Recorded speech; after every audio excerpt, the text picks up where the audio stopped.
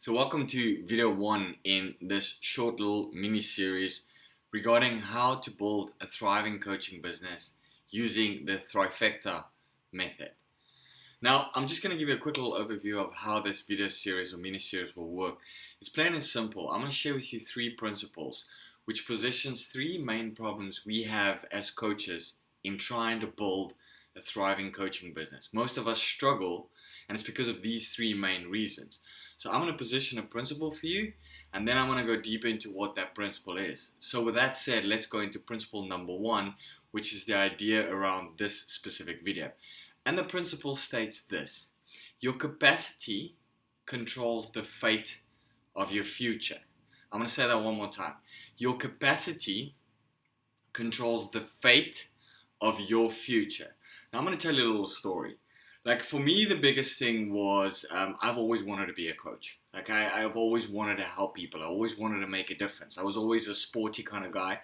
And so it made sense to move into a role of being a coach. And I did really well. I mean, for a long time, I slowly but surely built up my business. I opened my first gym, then I opened my second gym, and then my third gym. I was able to consult for many sports teams, local high school teams. I even competed on an international stage myself in Taekwondo. I was also the strength and conditioning coach for the national team, the Taekwondo team. And all these things were pretty great because I was always focused on, doing more and seeing how much I could do for my clients. Like when it came to my business, I was always over-delivering. The things that we are told we are supposed to do, like over-delivering, creating value, doing all those things. The problem was that I was always going outwards and doing things for others. And when things started falling apart, meaning that financially I was struggling a little bit, there was a dip in the market because I'm from South Africa, and financially the country wasn't too stable at that time specifically. And because there was a switch in the market, I just started working harder and harder. I lost a couple of clients because coaching tends to be one of those things that people cut off when it comes to financial times being tight. And so because of that, I actually started struggling and I started working a lot harder and a lot harder. And with that happening, I moved away from my own personal life. And before I knew it, I ended up divorced. And when I ended up divorced, the confusion started absolutely consuming me. I mean, I went from the one thing to the next thing to the next thing, trying to change everything in my business. And before I knew it, I lost everything. And the number one reason that actually happens, and I'm not the only person that this has happened to. I know many coaches that have had a similar experience. Not necessarily when it comes to going through a divorce or personal relationship problems, but financially, struggling financially. And then when they struggle financially, they lose focus. And then when they lose focus, that spills over into their family life.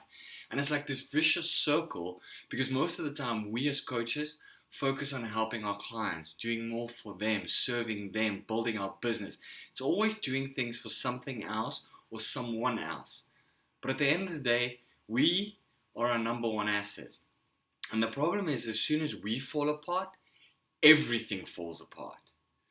And so what I want you to consider with this specific video and this specific principle is this: that I want you to think about where you're at with your business. Maybe you've just started, maybe you've had a business for a long time. But with these 2 questions, consider that on a scale of 0 to 100%. So if you had a scale, 0 on the one end and 100% on the other end, how much time do you spend on your clients and business? So you can group that together, your clients and your business. How much time do you spend on your clients and your business versus looking after yourself? Like taking that time out for yourself, where you do things for yourself, where you have some fun, you go out, you be adventurous, you spend time with your family, like you look after your own health. I mean, I've seen it so many times as personal trainers and fitness coaches. We tend to help out other people with their health, but it's okay for us to kind of take our health and throw it to the back burner. So I want you to consider that. And then the second question would be, what can you do on a daily basis to kind of balance things out or even tip the scales in your favor? So think about it, okay? on a daily basis, what is it that you can do looking at that scale from 0 to 100%? So let's say, for instance, at 70%, if you put the scale at 70%, that means that you are spending 70% of your time focusing on your clients and your business. You need to push that back to 50. If you're spending 20% on your clients and your business, then that's great. I mean, you're spending a lot of time on yourself, but you will want to struggle to build a business. So you need to move it closer to that 50% mark. So what is it that you can do on a daily basis that's going to tip that scales in your favor and at least push it more to that middle center balanced piece? Think about that, okay? And then what I want you to do is I want you to go to the Strive for 10K community, okay?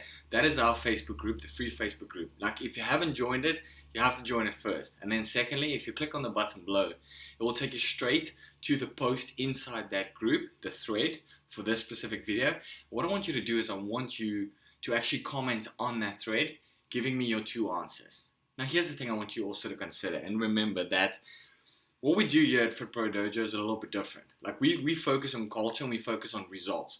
I want you to get a result, because if you are going to struggle to get to that 10K mark, it's going to start losing you're going to start losing your focus, and ultimately you might even end up quitting.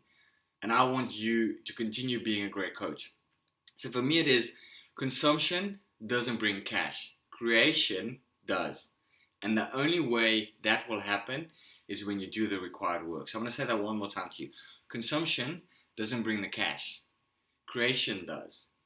And it only happens when you do the required work. So head over to the Facebook group. If you haven't joined it yet, join it first. Then head over to the Facebook group.